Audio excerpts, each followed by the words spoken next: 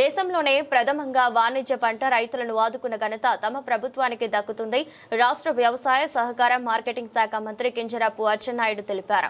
ప్రత్యేకించి ఉల్లి రైతులు ఏమాత్రమూ ఆందోళన చెందాల్సిన పనిలేదని, ప్రభుత్వం ఇప్పటికే కనీస మద్దతు ధరను ప్రకటించి దాదాపు 580 మెట్రిక్ టన్నుల ఉల్లిని కొనుగోలు చేసి అన్ని రైతు బజార్లలో విక్రయాలను చేయడం మొదలుపెట్టిందన్నారు. యూరియా విషయంలో కూడా రైతులు ఏమాత్రం ఆందోళన చెందాల్సిన పనిలేదని, తగిన ప్రమాణంలో రైతులు అందరికీ పంపిణీ చేయడం జరుగుతుందని తెలిపారు. మంగళవారం రాష్ట్ర సచివాలయం ప్రచార విభాగంలో ఆయన పాత్రికేయులతో మాట్లాడుతూ రాష్ట్ర ముఖ్యమంత్రి నారా చంద్రబాబు నాయుడు వ్యవసాయ అనుబంధ శాఖల అధికారులతో నేడు సమీక్ష సమావేశం నిర్వహించడం జరిగిందన్నారు. సమావేశంలో ముఖ్యంగా యూరియా పంపిణీ, ఉల్లి పంట కొనుగోలు, అరకు కాఫీ తోటలకు కొత్తగా వచ్చిన తెగుళ్ల నివారణపై సమగ్రంగా సమీక్షించి పలు ఆదేశాలను జారీ చేయడం జరిగిందని మంత్రి తెలిపారు. ఏడాది అధిక వర్షాల భయంతో కర్నూలు జిల్లాలో ఉల్లి రైతులు 30 రోజుల ముందుగానే ఒకేసారి దాదాపు 5,700 మెట్రిక్ టన్నుల ఉల్లి పంటను తీయడం వల్ల ధరలు పడిపోయాయని, ఈ సమస్యపై గత నెల 28వ తేదీన రాష్ట్ర ముఖ్యమంత్రి సమీక్షించి కనీస మద్దతు ధరను కిలో 12 రూపాయలను ప్రకటించి ఇప్పటి వరకు దాదాపు 580 మెట్రిక్ టన్నుల ఉల్లిని కొనుగోలు చేయడం జరిగిందన్నారు. ఏ గ్రేడ్తో పాటు గ్రేడ్ ఉల్లిని కూడా కొనుగోలు చేసి ఉల్లి రైతులను ఆదుకోవడం జరుగుతుందని, ఉల్లి రైతులు ఎవరూ ఆందోళన చెందాల్సిన అవసరం లేదని అన్నారు.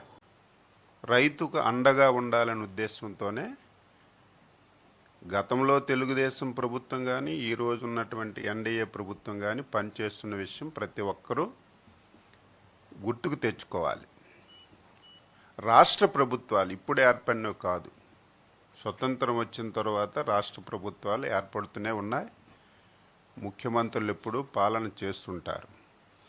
ఎప్పుడైనా ప్రభుత్వాలు ఆహార పంటలు ఎప్పుడైనా సరే ధరలు తగ్గినా, ఆహార పంటలకు ఎప్పుడైనా ఇబ్బంది వచ్చినా ప్రభుత్వం ఆదుకోవడం మనం చూసాం. కానీ ఫస్ట్ టైం దేశంలో వాణిజ్య పంటలకి ఇబ్బంది కలిగేటప్పుడు, వాణిజ్య పంటలు ధరలు తగ్గేటప్పుడు రైతుకు ఆదుకున్నటువంటి ఏకైక ప్రభుత్వం ఎన్డీఏ ప్రభుత్వం, చంద్రబాబు నాయుడు గారు అని చెప్పి నేను ఘంటాపథంగా చెప్పదలిచాను.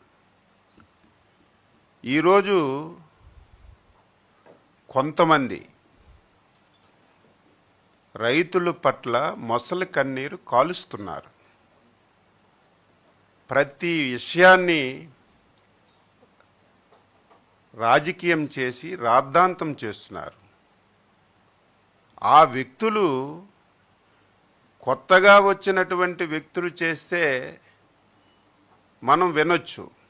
కానీ మొన్నటి వరకు ఈ రాష్ట్రానికి పరిపాలించినటువంటి వ్యక్తులు, ఈ రాష్ట్రానికి 5 సంవత్సరాలు ముఖ్యమంత్రిగా వెలగబెట్టినటువంటి వ్యక్తులు ఈరోజు రైతుల పట్ల మొసలి కన్నీరు కాల్చడమే కాకుండా మాట్లాడితే అబద్ధాలు, నోరు విప్పితే అబద్ధాలు మాట్లాడి రైతుల్లో అయోమయం క్రియేట్ చేస్తున్న విషయం కూడా రైతులు, ప్రజలు గమనంలోకి తీసుకోవాలి. ఈ ప్రభుత్వం వచ్చింది 14 మాసాలు పూర్తయింది. అనేక సమస్యలు రైతులకు వచ్చాయి.